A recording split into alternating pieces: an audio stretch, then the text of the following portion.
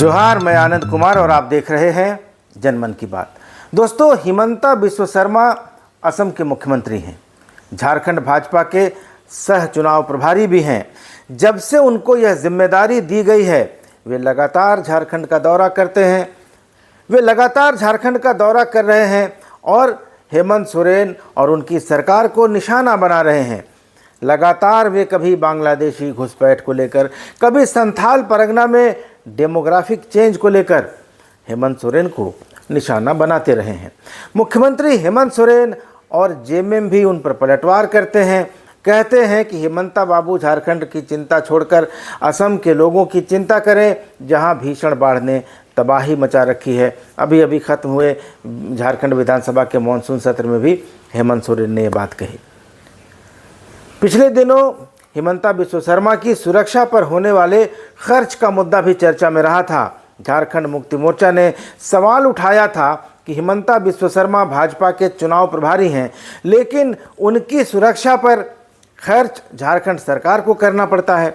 इसके बाद असम पुलिस के एक सीनियर अफसर ने झारखंड सरकार को पत्र लिखकर कहा था कि असम के मुख्यमंत्री हिमंता बिस्वा शर्मा की सुरक्षा पर जो खर्च होता है उसका बिल भेज दिया जाए, असम सरकार उसे रीइंबर्स कर देगी।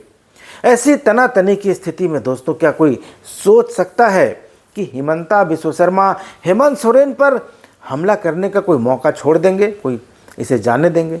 लेकिन आज कुछ ऐसा ही हुआ कि किसी गैर भाजपा शासित राज्य की मुख्यमंत्री ने हेमंत सोरेन को अपने राज्य में बाढ़ के लिए जिम्मेदार ठहरा दिया, तो हेमंत बाबू के समर्थन में आ गए। है ना यह अचरज वाली घटना? दरअसल हुआ यह कि पश्चिम बंगाल में बाढ़ को मानव निर्मित बताते हुए मुख्यमंत्री ममता बनर्जी ने आज झारखंड को जिम्मेदार ठहरा दिया और इस पर झारखंड बीजेपी के चुनाव सह प्रभारी और असम के मुख्यमंत्री हिमंता बिस्वा शर्मा ने प्रतिक्रिया देते हुए ममता बनर्जी के दावे को ही गलत ठहरा दिया।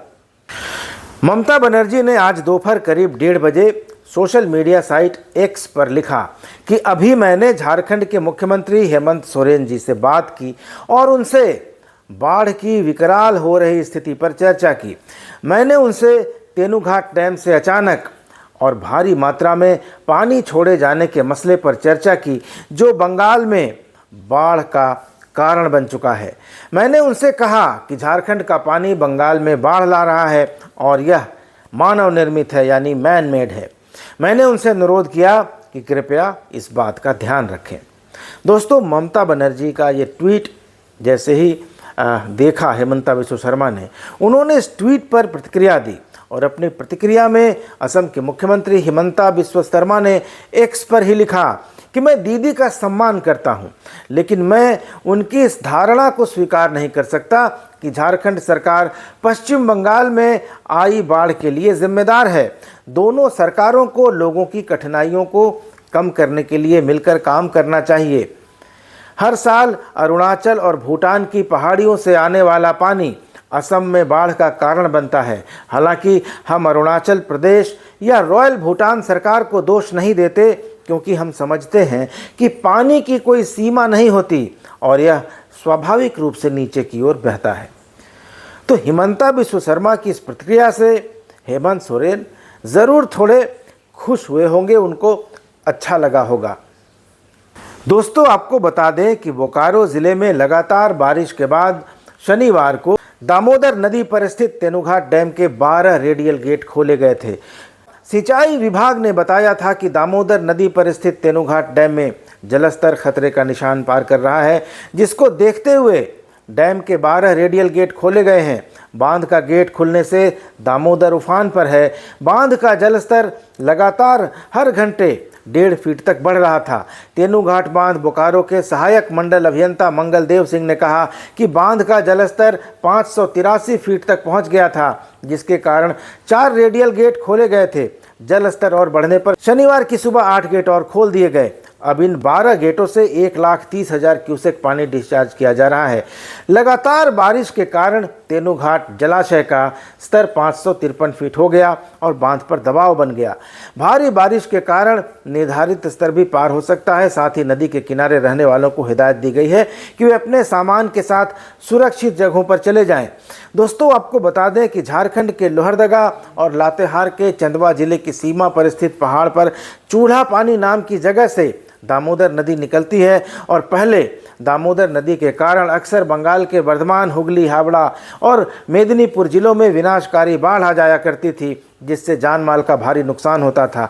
यही वजह है कि दामोदर नदी को बंगाल का शोक यानी सॉरो ऑफ बंगाल भी कहा जाता है। बाद में दामोदर घाटी परियोजना शुरू होने के बाद दामोदर पर कई डैम्स बनाए गए, जिससे बाढ़ की समस्या पर बहुत हद तक काबू पा लिया गया। तेनूघाट डैम बोकारो जिले के तेनूघाट में 1973 में स्थापित हुआ और यह एशिया का सबसे बड़ा तटबंध बांध है। इस बांध की सुंदरता और इसके चारों ओर मौजूद प्राकृतिक सुंदरता को देखने के लिए अक्सर लोग दूर दूर से आते हैं। दिसंबर और जनवरी के आखिरी सप्ताह में नए साल का जश्न मनाने के लिए भी यहाँ पर्यटकों का तांता लगा रहता है। बरसात के मौसम में जब जलाशय का पानी अपनी क्षमता से अधिक हो जाता है तो इस बांध के गेट खोल दिए जाते हैं, तो तेजी से गिरते झागदार पानी का नज़ारा देखने के लिए दूर दूर से लोग आते हैं। बोकारो ज़िले से इसकी दूरी लगभग 70 किलोमीटर है और यहाँ बाई रोड सीधे पहुँचा जा सकता है। बेरमो प्रखंड कार्यालय से इसकी दूरी लगभग 35 किलोमीटर है।